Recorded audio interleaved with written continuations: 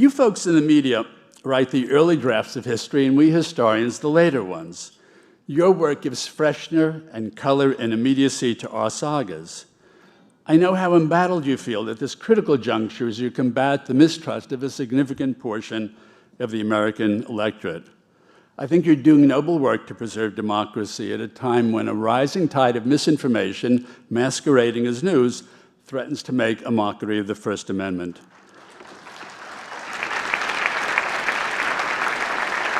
There are so many journalistic fakes and forgeries out there that the genuine article can become devalued and debased. You must also deal with the pervasive world of social media, rife with self-appointed pundits who search out news outlets that only strengthen their preconceived views. Still, this is as good a time as any to take stock and rededicate yourself to the highest standards of journalistic integrity and accuracy. Donald J. Trump is not the first and won't be the last American president to create jitters about the First Amendment.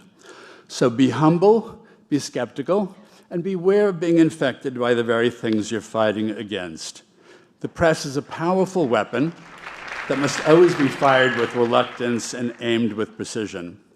Warren Buffett has a very handy saying, always take the high road. It's far less crowded there. And some days in Washington, let's face it, a high-minded politician can sail along that upper roadway for hours without spotting another car. You folks should always remember you are heirs to a grand crusading tradition that dates back to Ida B. Wells exposing the horrors of lynching.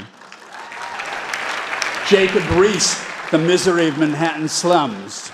Lincoln Steffens, municipal corruption. Ida Tarbell, the machinations of Standard Oil. Upton Sinclair, the scandalous meatpacking industry. Rachel Carson, the dangers of pesticides.